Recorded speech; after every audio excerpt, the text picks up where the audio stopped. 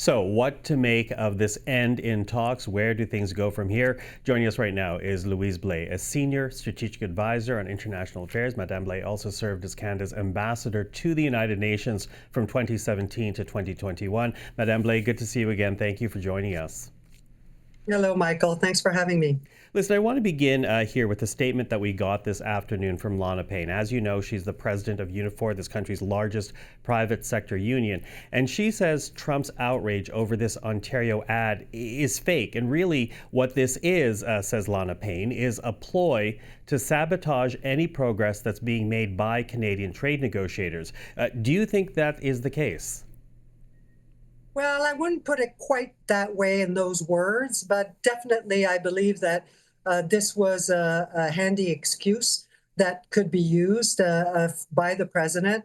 I think that after some headway following the visit by Mark Carney to the Oval Office a few weeks ago, I think the talks were starting to stall again.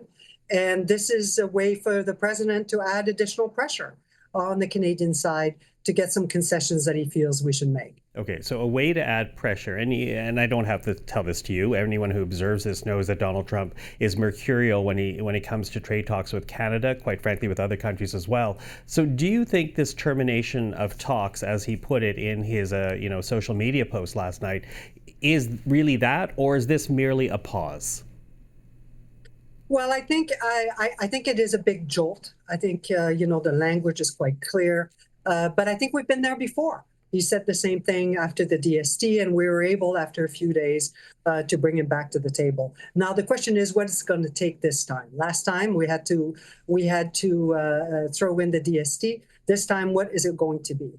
I think that on the Canadian side, I'm speculating here, but I think we're going to take a deep breath here, take the next few days, regroup, rethink. We know that the president and the prime minister could have a chance to see each other in person.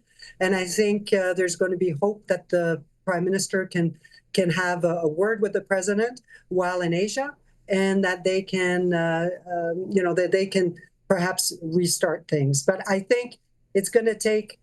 Donald Trump is not going to say, "Oh, we're just restarting." He's going to need to explain to the American people why it is that all of a sudden there are going to be more talks. So what that is unclear. Already, the U.S. side had us negotiating on only three sectors: steel, aluminum, energy. When really the problem is wider, it seems that they wanted us to make concessions on those sectors that are more important to them.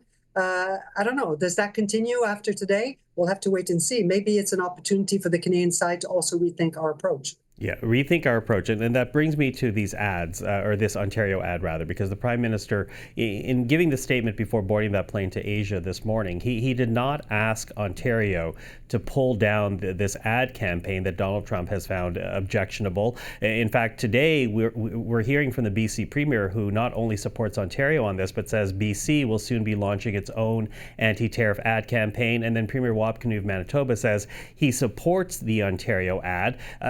And, the ads are targeted at a U.S. audience to warn them about the implications of tariffs. But should they be pulled down? Well, it's clear that from today, that they won't be in the short term. I mean, the foundation, the Ronald Reagan Foundation, has talked about potential judicial action. So it's possible they'll have to be pulled down, depending on what happens if there's an injunction. But I think it appears that we're not backing down on the ad. I mean, look, was that the right tactic? Who knows? I mean, I think that it's quite difficult to change the hearts and mind of a population of several hundred millions of people with an ad.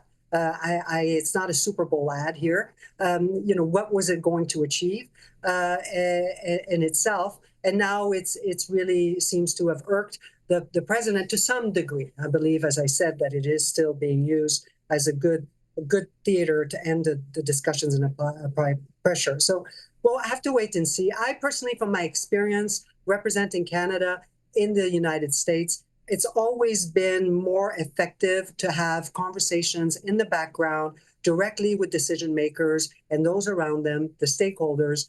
Taking the message to the general population of Americans is really, has not, in my experience, been the way to make progress. So, but we'll have to wait and see. I think we have to build trust. And I think if anything undermines that trust when we're negotiating, I think it's likely unhelpful. Mm-hmm. Can I go back a little bit to what you were saying about Americans perhaps asking for more than what was being discussed, steel, aluminum, and energy? And in my mind, when you say something like that, immediately pops into my head agriculture, access to our marketing boards, to dairy in this country, and softwood lumber.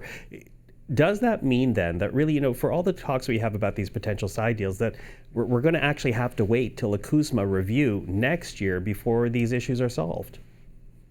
Well, Michael, you're absolutely right. And I think anything we do short term for relief on certain sectors, because the tariffs are so high due to Section 232, I think we have to make sure that we don't do anything at the expense of the USMCA renewal. I think we've separated the two, and for understanding reasons, I get it. But at the same time, really, the jewel and the crown is indeed USMCA. So I think whatever move we take, it's like playing a game in chess, and we have to make sure that we don't put ourselves in a corner for those negotiations. So we have cards left to play next year, and that we have the right attitude and the goodwill and the kind of rapport that's going to help us across the finish line. So short term is great, but it can't come at the expense of our global interests next year. And as you say, at this point, both the Prime Minister and the President are on the way to Asia to attend both ASEAN and APEC over the next 10 days or so. So we'll see what happens there. But Louise Blais, really, I always appreciate the time and the insight. Thank you for this. Thank you, Michael. Good to see you. And you.